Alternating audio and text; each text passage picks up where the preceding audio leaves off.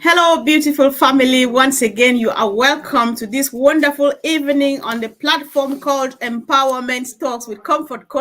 Auntie Lynn, it's been a long time since I last called this platform as Empowerment Talks. I don't know how many people remember. Let's go back to the name because I'm taking it further. So, welcome once again, guys, and thank you for joining.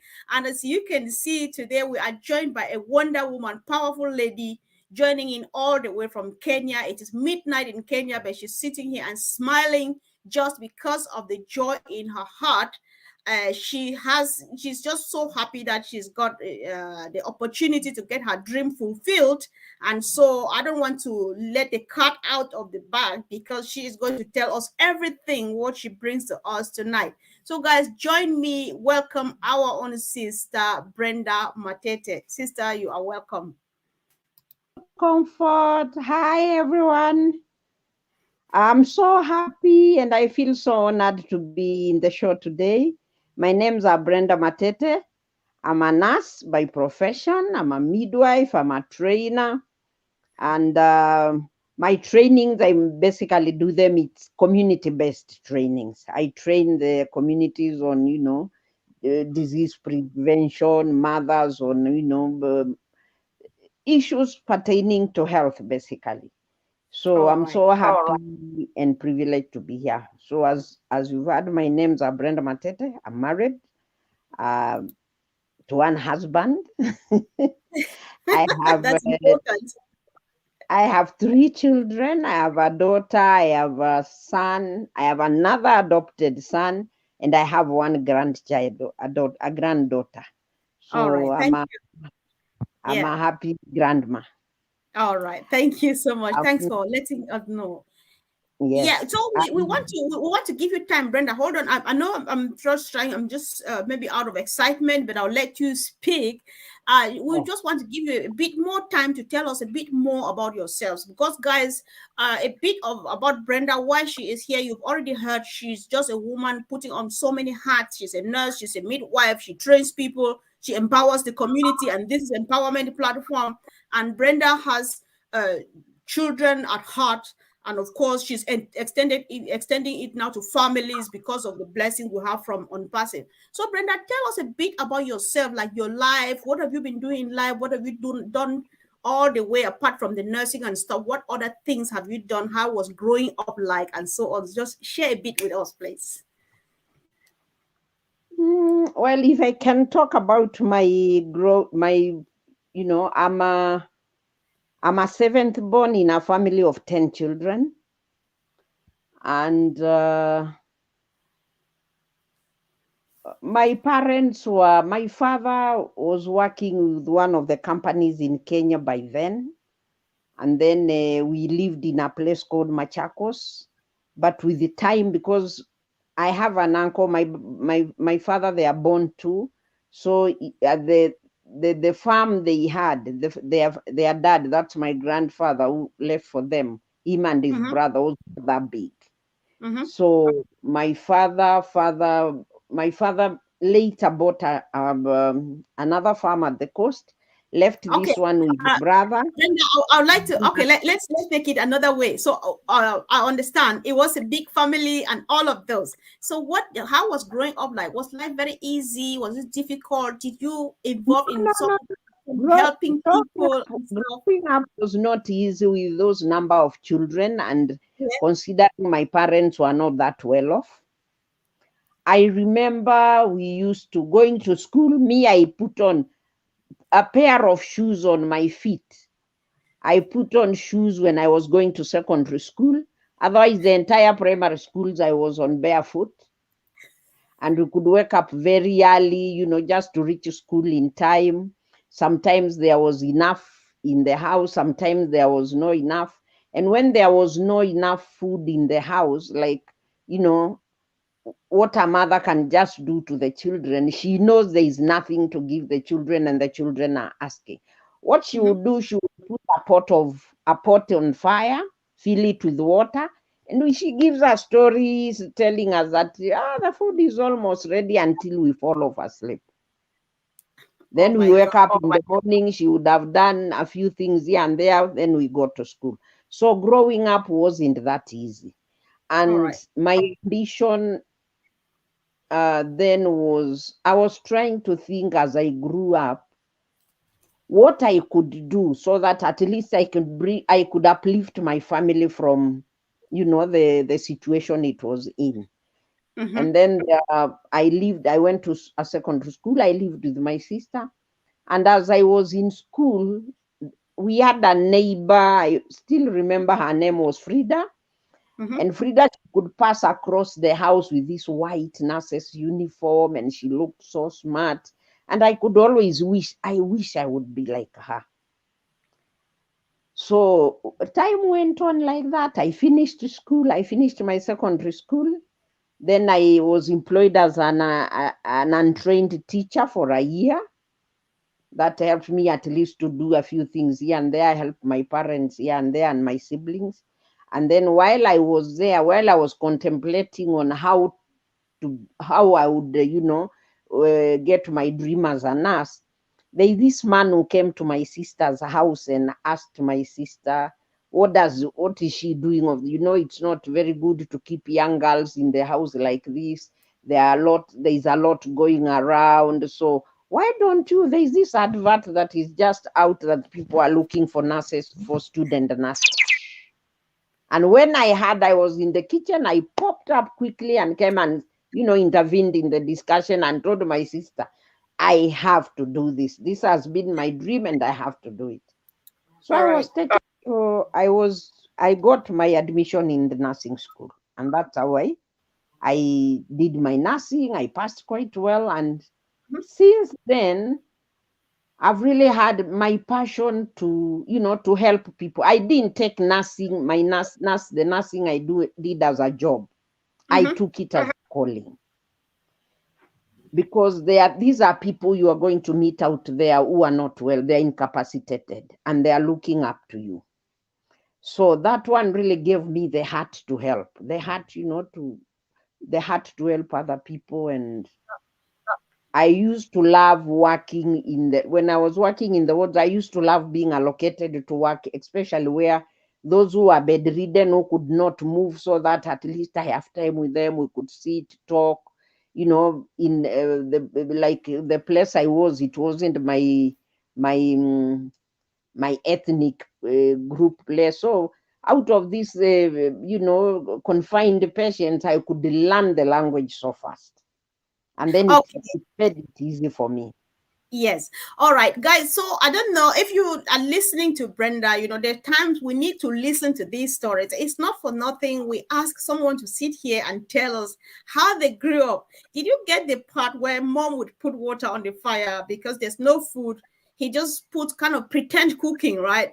You're sitting and listening to the stories until you get tired and fall asleep because mom didn't have food and did not have any explanation for this. And so he feeds them with water boiling on the fire and stories until they get fed, they get filled up with that and fall asleep.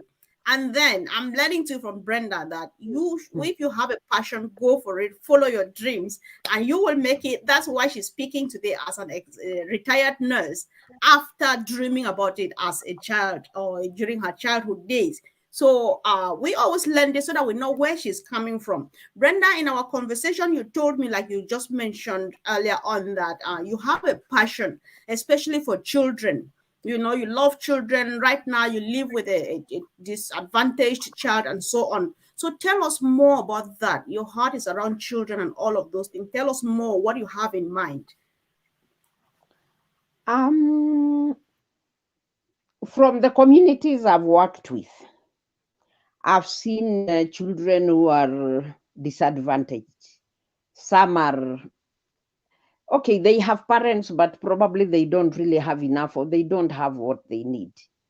And most of them, I love pets. And so most of the times you find that I have my cat with me there. And the children will always want to, like, I was working in a hospital and I was living in the hospital quarters. So there was no other, the only place could interest the children is the things that are there. I used to keep, so when they see, my cat used to follow me even up to wherever I was going to work, so the children could come to me. And I have developed that love for children because as a child, when I grew up, I didn't get that much, that much. Apart from the love I had from my parents, I didn't get that much love from outside the family circle. So I thought, if there is a child out there who needs somebody, why can't I be there for that child? So on this child, on Richard is the boy I'm staying with. Initially, before Richard, my elder sister, I went to visit her, and I saw a lot of children come to her house because she's a teacher. Some were from her school, and like that. And if you could see even the way they are dressed, they are not dressed well. So every time I would go to visit her, sometimes I would go to buy what I can afford, like even second-hand clothes, and go with them, then call the children together, make some food, eat together, and then distribute the clothes to them. And that way I got this idea of wanting to open a children's home. But I didn't have the capacity financially. So I wrote, because the hospital I was working for was Swedish funded. I tried writing a proposal and sending it to my bosses, but it didn't seem to work out. Then one time, now how I got the boy I'm staying with, one time I was in the hospital and I was covering over the weekend. And my kitchen window was directly, you could see direct to the gate of the hospital. So as I was just standing on my kitchen window, I see some old men carrying a baby and running. Then I thought, this must be a very sick baby. It must be an emergency. Let me run out and attend to it. So I ran out, went, opened the office, tried, asked them what is the problem. They told me, this child, we have picked him somewhere, in the bushes around here, and would like you to check whether he's sick or not, he's well or not. So we took the baby. I called Purity, was the girl who was working in the lab. As we were doing some tests in the lab, when we came out, apparently everybody had disappeared. There was one old man who was left there. Then because he knew me, he told me, Brenda, you know very well, me, I cannot take care of this child. I lost my wife just the other day, so I think you are the one who is best in this. So good luck with the child. And so it's actually, so you had Richard all from when he was a baby. Yeah, he wasn't a baby as he was a baby as because he hadn't started crawling. He was that young. Yeah. Mm-hmm. So now I wondered, what do I do with the baby? Then I called the security person. Then we took this baby. We went on top of a pickup. There's this tall guy who was holding the baby on the pickup and going around the market. Whoever could know the child, nobody seemed to know the child. So I had to go back with my child to my house. Then the guy told me, no, this one we have to report to the police. So we went to the police station in the night. It was around 7 in the evening. And at the station, we were told, it's too late, go and come tomorrow. So I went back with my baby, slept with him. Then in the morning, spent a night with him. Then the morning, we went again there. Then I was told to go to the children's office. I go to the children's office. I'm told we have no place for such small young children. Just stay with the child for 3 months, see if anybody come and claim. And it has been like that since May 2012 until today. Oh my God. Well, it's a blessing, isn't it? I know that there must have been challenges, but you still count it blessings, right? That you're able to give him a life. Yeah. It is blessing because he makes my day at the end of it all, Yeah, I know. So guys, I know these are rare stories that sometimes we don't really, they don't come by really quick. So tell us what you think. When I was in Meru, I met somebody by the name Francis Wambua. Francis Wambua is a founder also with us. Him and another, now the one who sponsors I can say my upline in ONPASSIVE. And we were talking and they told me, you better thank God that you have met us today. asked them, why, what is that you have for me that I should thank God for? Then they told me the story about this man called Mr. Hashim Fare, I don't know what, a lot of stories. Then I told them, this is something new for me. Let me go think about it. Then I went, I thought about it. Then I asked myself, could this be an opportunity? Because after I wrote the proposals and nothing worked, I just told God, if it is your will, this comes to happen, I've handed over to you. Me, I've tried my best. Then I thought this could be an opportunity. I said, there is nothing that comes without taking a risk. It's only $97. Let me risk. So I joined. When I joined, now I started hearing about what is happening. Then I said, yes, this is it. I'm at the right. God has at the right time. Yes. God has actually answered my prayer, you know.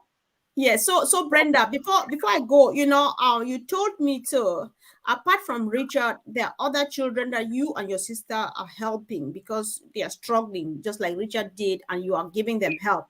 And just like you are saying, on when you learned about ONPASSIVE, you learned and understood everything, and you are like, yes, this is it. It has happened. So what are your plans now? Because there are countless number of children like Richard, not only in Kenya, not only in your neighborhood, but all over the world. So what are you planning? How do you think ONPASSIVE is going to make your dream come true? ONPASSIVE is going to make my dream come true because when the apples start falling, I believe that despite me having needs as a person, my priority is these children.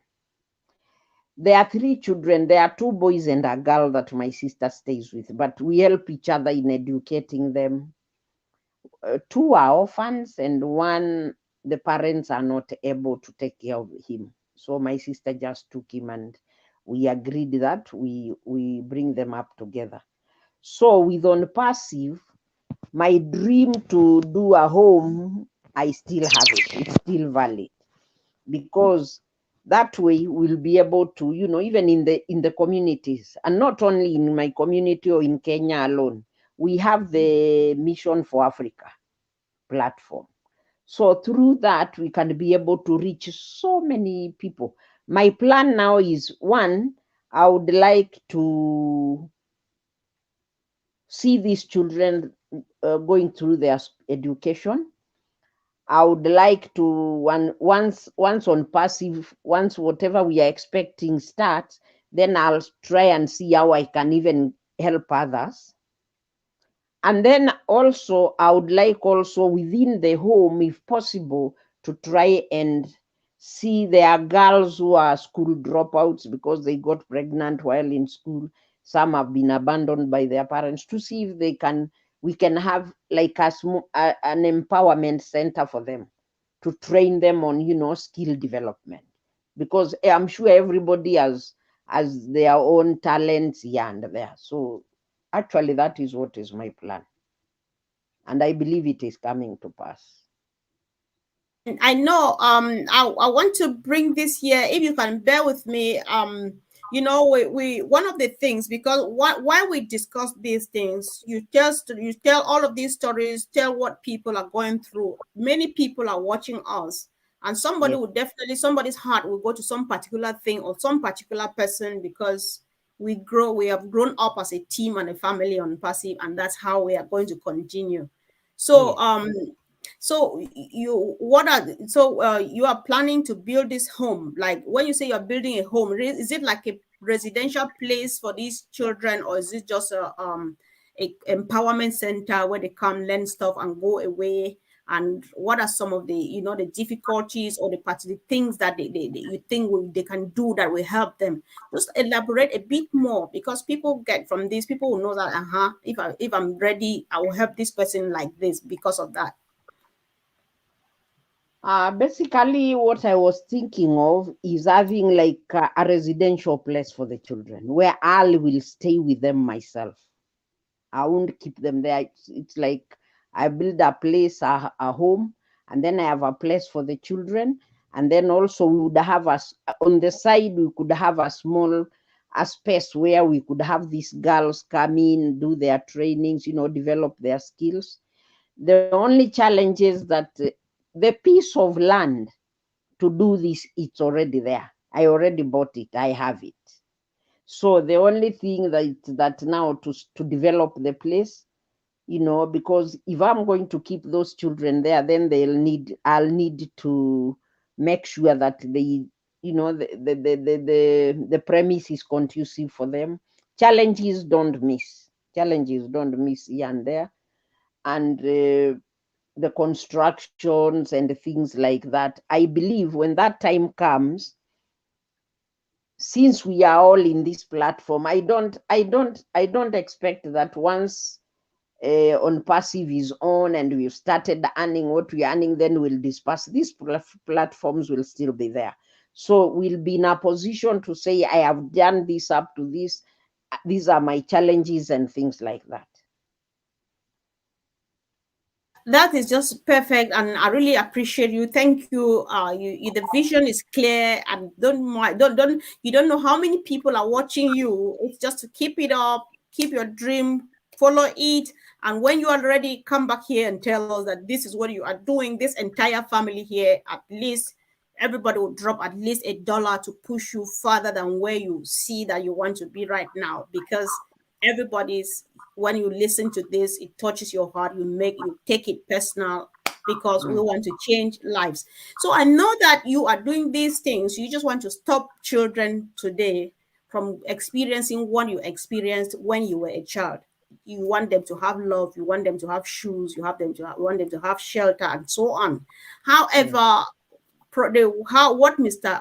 Ashmufare promises us is plenty. He is going to provide for us a bit more than enough. So what are some of the things that you had dreamed to do that you think you will get it done now for your own self? Because you did not have that much. There are things that you would have loved to do. So what are some of those things that you like to do now that you have everything in front of you? For myself, I would like to live in a lovely home. I would love to, I don't even know what to say, because right now, according to everybody wants good things. I would love good things. But considering age also, there are other people who need more than I do. I think I've done a lot for myself. And the little is just is just to make me live comfortably, live happy. If I feel like going for a holiday, I go, something like that. But of course. many things, Yeah, go ahead. Sorry that I'm interrupting. I just want to, guys, I don't know what you think, because this is typical of Africa. Once you're from 40 years upwards, the only thing you call yourself is age, but you are not an aged woman. You are beautiful. You look just like me, and I look just like Auntie Lynn, and she looks just like Gladys. We are young, we're beautiful girls, right? You've still got a future in front of you. You are well, you are healthy, you can go miles. So whatever the dream is, just wander into your dream, because you have it here, and so you don't want to let something limit you like age, because the age is not yet here, right? So whatever you have, that's right. So what I would like to do myself is, after I am through, I settle the children down, then mine is now to explore the world. Visit areas I've always dreamt of, countries I've, dreamt of visiting that I haven't done, things like that. And then be happy. Go for a cruise once in a while. You are now speaking, right? Yes. Yeah. I to, have some lifestyle that I didn't manage to have then. Exactly. So basically, I guess that is all what I think I need for myself. Yeah, of course. That's enough, though. There's everything that you have. Everything is going to be at your disposal. So there's no guilty conscience. You can enjoy yourself and still help people. So that is important. So everybody is appreciating you for all you've done this evening and all of those. So before I let you go, you came all the way from home, and guys, this is midnight in Kenya, and Our sister is sitting here just happily talking to us. So do you have a word of greetings or encouragement or anything to the Kenyan and Tanzanian the community that speaks Swahili? You can do that. Greet them, say anything you want to say in your language to your people.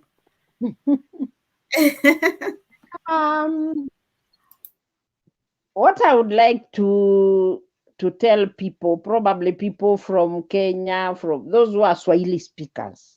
Yeah, you can say it in Swahili. I don't mind. Ni wajibu wetu kushughulikia wale wenye hawajiwezi. Kuna watu wengi sana kule nje, kuna wamama, kuna watoto, kuna wazee wenye hawajiwezi. They are struggling in life. Mtu anajaribu hata vile ataweka kitu kidogo sahani ya chakula kwa meza kwa watoto wake, lakini hana.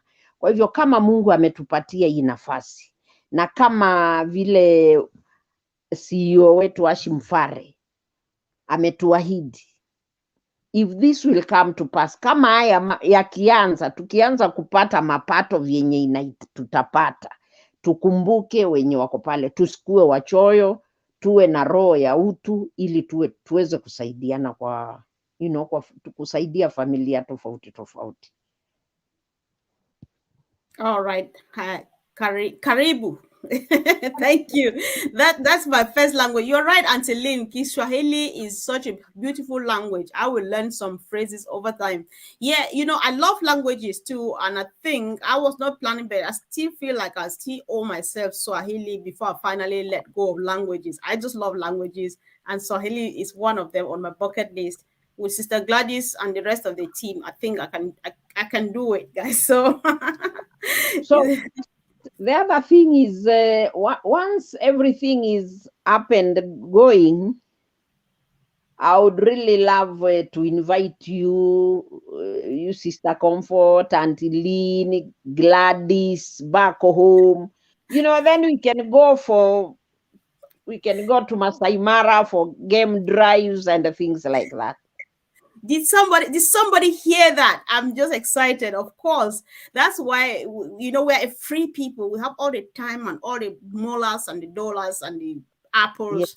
Why not? We're just happy, and I'm really excited for that moment to come. I always tell, I don't mind about myself, but I always tell Auntie Lynn she should prepare her feet to walk. She should prepare a body to wear the type of clothes we wear in Africa, and prepare a mouth to eat the food that we eat. I don't care if she's going to do it. I don't care how. Yeah, sure. So guys, do you ladies, do you accept the invitation? Let me hear. Auntie Lynn, do you accept this invitation? There's an open invitation in front of the world. Sister Brenda is inviting us home when we're ready, so that we go do crazy stuff, explore Kenya, come back and tell the story. What an excitement. So before you go though, Sister Gladys was saying that you should tell your people in your language that the red button that is at the back office, which says cancel or delete, is a no-go area. Don't touch it, don't play with it, because if you click on it and you delete, they send you that number, you confirm that you are deleting, and they delete your account, you will never be a founder anymore. So Gladys wants you to tell your people that that button, you don't play with it, you don't touch it, you don't say let me just see, because it can put you in trouble. Do you want to say that to your people in Swahili? Gladys is here, so if you don't say it well, she'll support you. I'll let her call me on WhatsApp directly if she wants to add anything. Go ahead, sis. Vile tunaelewa, kwa wale wenye wanaelewa Kiswahili na wenzetu wale watu kunao Kenya na hata nchi zingine wenye tunaongea Kiswahili, wakati huu tunakaribia kupata yale matunda tumeahidiwa, na tukienda kwa back office yetu, kuna mahali ambapo iko na imewekwa X. Tusiguse hiyo X ati kama kucancel ama now I don't know how to put that in Kiswahili, kama kufuta, kwa sababu ukigusa hiyo basi itakuwa wewe ni kama umeachilia kuwa mwanachama wa ONPASSIVE. Gladys, I don't know whether I've said it correctly. Don't worry, Brenda. We're here every day.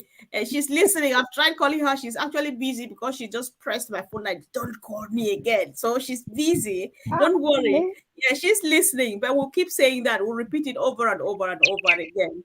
And Yes. of course, everybody will hear, so everything wonderful. And we really appreciate your time. And of course, like our sister parent is saying, God willing, she will love to go all over the world. Of course, I think that's the heart's desire of almost every human being. It's just good to go around and admire God's creation, because every other part of the world is unique and something new to discover. So, Brenda, except, do you have some other last thing to say?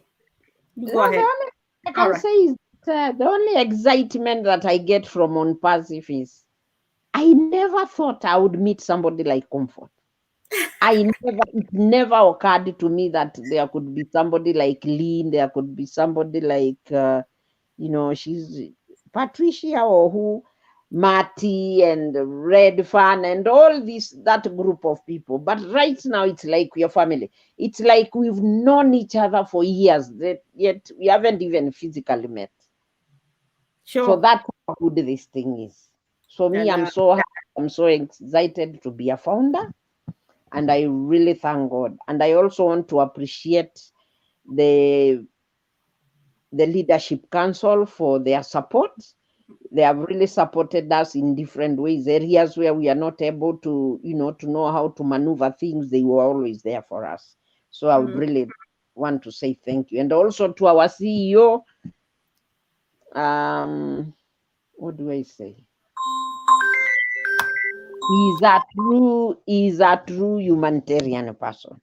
Not very many people always think about themselves, because we have so many people who are founders of different organizations, but they have always done it on their own. But he thought it was wise to invite and make sure everybody benefits from it. So thank you so much, Comfort. All right. You. Before you go, Brenda, surprise, somebody is here. So go ahead and speak, sis. Habari Sister Brenda, Sister Comfort na wale wote ambao wanaongea Kiswahili, tafadhali msikhairi wanachama. Means don't cancel your membership. Usikhairi wanachama. Ukienda huko back office, unaweza hata badilisha usome kwa Kiswahili. Huko juu mahali wameandika, enda ubadilishe kutoka Kizungu uweke Kiswahili, utaelewa kila kitu. So tafadhali msikahili wanachama. We all want to succeed. Thank you so much, Sister Comfort. All right. Thank you, sis. Thanks so much for your support. Thank you. Gladys. You have not greeted the family in the house. Say hi to our people before you go. Oh my. Hi. Are you talking to me or to Sister Brenda? Yeah, no, that was Sister Gladys, guys. That's Sister Gladys calling to support our Sister Brenda in the house. So she's gone now. She just wanted to add her voice to support Brenda and say thank you for joining us. So thank you to Sister Gladys for calling. Thank you guys for everything. Sister Brenda, I think if you're finished, then we should be saying goodbye to everybody. I will just say hello to everyone. I can see there is Patricia. Yes. There is else. I can only see one name. Yes, there are many. And everybody else. There's so many people, so you cannot call all of them because there are many here. So don't worry about calling them by name. Yeah. Just hello to all of you and saying it is nice having you. Thank you for having found the time to listen to me. Thank you so much. God bless you. Thank you for your sacrifice, and we pray that you have a good night, especially that it's already late night your place. So thank you so much, and see you again soon. Thanks, Brenda. Okay, good night. Good night. Thanks. Bye. Bye.